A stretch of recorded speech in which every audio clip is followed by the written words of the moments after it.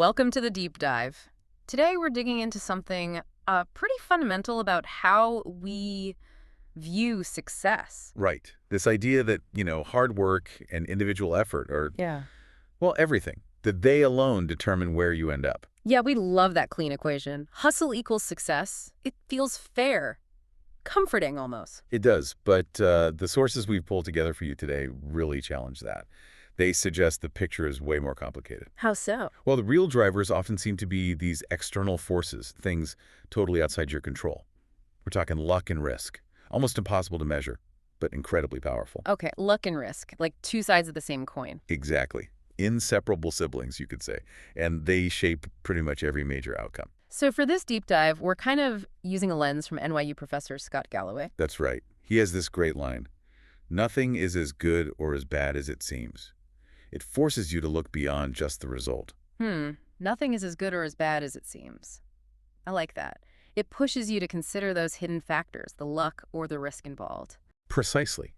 And to really see the sheer scale of these forces, we have this incredible story.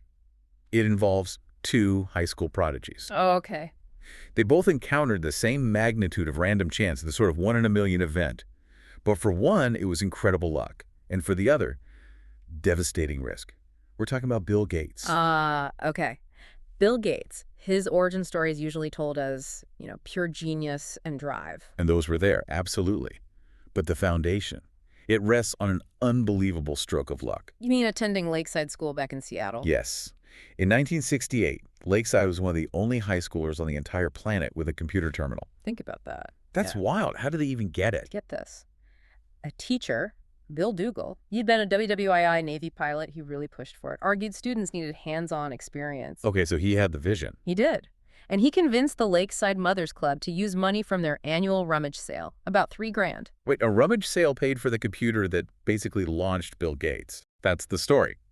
A Teletype Model 30 hooked up to a GE mainframe for $3,000 from a bake sale, essentially. That's unbelievable. And Gates was just a kid then, right? 13.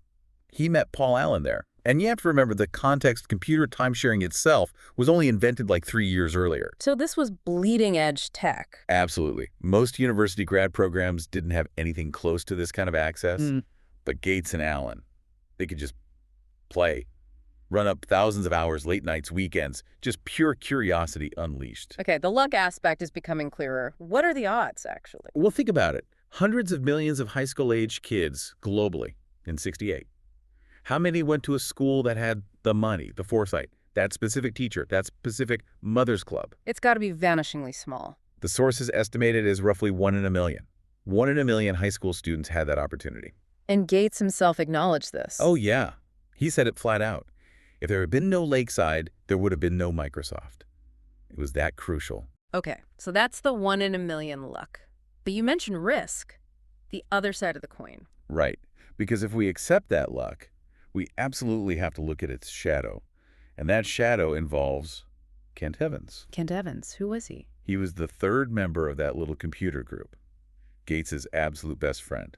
And according to Gates himself, repeatedly, Evans was the best student in the whole class. Smarter than Gates. Wow, really? That's what Gates says. He still remembers his phone number. They were inseparable. Huge intellects, huge ambition. What kind of ambition? Gates remembers Evans carrying a lawyer's briefcase even then. They were always scheming to be CEOs, going to be generals, going to take over the world together. And they worked well together. Amazingly well. They actually built this complex program to solve the school's class scheduling problem. A major feat back then. So Gates probably saw him as a future partner. Absolutely. Gates assumed they'd go to college together, start companies together. Right. Evans could easily have been a founding partner at Microsoft. Easily. But before graduation, Kent died. Fell during a mountaineering accident. Oh, no. That's terrible. Just devastating. And talk about risk. Mountaineering deaths in the U.S. are rare, maybe 3 dozen a year total. So the odds of that happening specifically to a high school kid on a mountain? Also about 1 in a million. Roughly the same magnitude as Gates's luck with the computer accident. So, wait. The same force, random chance, the same level of chance, 1 in a million. Exactly. But working in completely opposite directions for two kids who were, by all accounts, equally brilliant and driven. Gates gets the impossible opportunity. Evans gets the impossible tragedy. That's the paradox. That's the synthesis. You cannot believe in the power of luck like the lakeside computer without equally respecting the power of risk, like the mountaineering accident. It proves that outcomes aren't just about effort. Right. The world's just too complex for that simple equation. Your actions don't dictate 100% of the results. Not even close sometimes. But we really struggle with that idea, don't we? We want to believe in meritocracy and that clear cause and effect. We really do. It's a huge psychological barrier. I mean, even Nobel Prize winner Robert Shiller said the one thing he most wants to know about investing is the exact role of luck in successful outcomes. If a Nobel laureate struggles to quantify it, what hope do the rest of us have? That's a good point. And it feels uncomfortable, maybe, to attribute success to luck. Yeah, it does. If you point at someone else's success and say, oh, they just got lucky, it sounds kind of mean, right? Yeah. Jealous, even. Or maybe like you're minimizing their hard work. Exactly. And then if you look at your own success, admitting it was partly luck feels, I don't know, demoralizing, like you didn't really earn it. Mm. But there has to be a place for effort, right? I mean, winning the lottery, okay, that's pure luck. But starting a successful company, surely that's mostly skill and hard work. Where's the line? That is the million-dollar question, isn't it? Yeah. And the sources really push us on this. The data suggests that line is blurrier than we think and heavily influenced by your starting point. What kind of data? Well, there's this economist, Bhaskar Mazumdar. He found that incomes between brothers are actually more correlated than their height or weight. Wait, hang on. More correlated than height. A genetic trait. Income correlation is stronger than that. That's what the study found. It's pretty stunning. It really undermines that idea that everyone starts from the same place and succeeds purely on merit. Because brothers share genetics, but also upbringing, socioeconomic status, maybe school quality. Precisely. It suggests that whole social structure gives you a massive leg up or holds you back in ways we don't always see. And people resist that idea. Oh, absolutely. The sources mentioned you tell two rich brothers about this study, they'll likely say, well, that doesn't apply to us. We worked hard for this. We discount the background factors. And we probably do the same thing with failure, just in reverse. Totally. We love simple stories. A company fails. The CEO made a bad decision, or they were lazy. It makes us feel safer. Like we can just avoid making that mistake. But that ignores the risk element you mentioned earlier. Completely. Anything worthwhile involves risk. Say you make a smart bet, an 80% chance of success. If you happen to hit that 20% failure, was it a bad decision? Or just bad luck, the downside of the probability playing out. Exactly. And it's incredibly hard to tell which it was after the fact. But we have a bias. Let me guess. When other people fail, it was their bad decision. When we fail. Then it's a complex story about unforeseen circumstances and terrible luck. We were victims of risk. Yeah, sounds about right. That self-serving bias. It is. And that bias creates a real danger when we try to learn from others. We look at hyper-successful people and think, I'll just copy them. Right. Follow the blueprint. But because luck and risk are invisible, you might be copying actions that were actually incredibly reckless, but just happened to work out because they got lucky. That's where that line between bold and reckless gets really blurry. Dangerously blurry. Think about history. Cornelius Vanderbilt, building his railroad empire, he apparently just ignored New York state laws when they got in his way. And how is that remembered? Often his visionary genius. Ain't I got the power, he supposedly said, like he was too bold for petty rules. But ignoring the law is, well, illegal, risky. Extremely risky. Same with John D. Rockefeller. Historians note he often bent or broke laws. Someone called him no better than a common thief. Yet today, it's often framed as cunning business smarts. You see echoes today, maybe a tech founder cutting corners on safety and calling it disruption. Exactly. And the really tricky question for you, the listener, is when does that story flip? When does visionary ignoring outdated rules become criminal who got lucky and didn't get caught? And you often only know in hindsight? Hindsight makes that line seem crystal clear, but in the moment, it's practically invisible. Even someone like Benjamin Graham, the father of value investing. Even him. His single greatest investment success came from owning a massive chunk of Geico stock, which, by the way, violated almost every diversification rule he himself preached in his famous books. So he broke his own rules and it paid off massively. Hugely. And he asked the perfect question about it later. One lucky break or one supremely shrewd decision Can we tell them apart? And the honest answer is, Often, no. You really can't separate them it cleanly. happens now too, right? Like with tech Oh, companies. constantly. Mark Zuckerberg turning down Yahoo.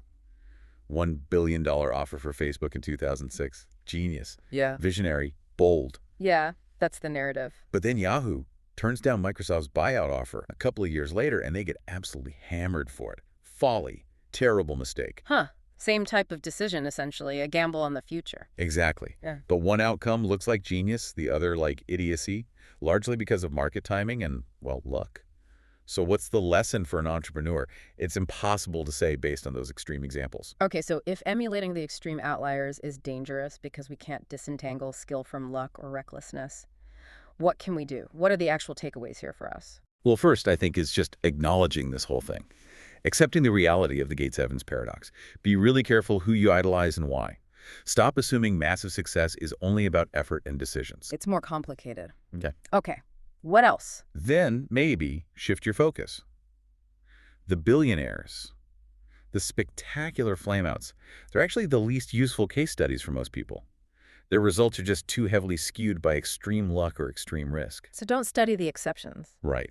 Look for broader patterns instead. Forget the 0.00001%. What generally works for people? What leads to stable success or happiness? Like what? Give me an example. Like the observation that people who have more control over their time tend to be happier. That's a common, repeatable pattern you can actually aim for in your own life. That's way more useful than trying to figure out if you should ignore the law like Vanderbilt. Okay, focus on broad, applicable patterns, not extreme outliers. Makes sense. What about how we learn from our own experiences? Yeah, we need to recalibrate that too. Bill Gates himself said success is a lousy teacher. Why? Because it seduces smart people into thinking they can't lose. Ah, so when things are going great, don't get arrogant. Remember, luck might be playing a part. You're not invincible. Your success might not be quite as good as it seems. Exactly. Take it with a grain of humility. And the flip side is just as important. Failure is also a lousy teacher How so? because it seduces smart people into thinking their decisions were terrible, that they're failures, when often they just experience the bad side of probability, that 20% risk scenario we talked about. So you need to analyze why you failed. Was it truly a bad decision, or were you just unlucky on a reasonable bet? Precisely. Don't automatically assume you messed up horribly. Mm. Understand the role risk played. So if risk is unavoidable, what's the overarching strategy? Resilience. That's the key. Arrange your life, especially your finances, so that one bad outcome, a bad investment, a project failing, missing a goal doesn't wipe you out. You need to be able to survive the inevitable downturns or unlucky breaks. Yes. You need to be able to stay in the game. Resilience means you can afford to experience that 20% failure and still keep playing until eventually the odds might fall in your favor. It's about diversification, having buffers, ensuring against catastrophic risk. Survive to play another day. That's the essence of it. Okay. And one last thing. How we judge ourselves and others through this lens. I think it comes down to something simple, maybe like the advice in that letter you mentioned writing to your son. Remember that not all success comes purely from hard work, and not all poverty comes purely from laziness. Right. Cut yourself some slack when you fail. And maybe extend a bit more understanding to others, recognizing the role chance might have played in their situation too. Exactly. A little less judgment, a little more room for the complexities of luck and risk. So wrapping up, we've seen luck and risk as these powerful linked forces, almost like doppelgangers, shaping outcomes in ways that make that line between bold genius and reckless fool nearly invisible until much later. Yeah, hindsight's the only thing that sharpens that line. And since we're all wired to learn from success and failure, maybe the big final thought for you to chew on after this deep dive is this. Yeah. How can you actively shift your focus? How can you pull your attention away from those extreme headline-grabbing, one-in-a-million outcomes, the billionaires, the bankruptcies, because they're probably not that reputable or useful for you? And instead, consciously look for the common, broad, repeatable patterns of success and well-being that you can actually apply to make your own life day-to-day a little bit better. That feels like the real challenge here.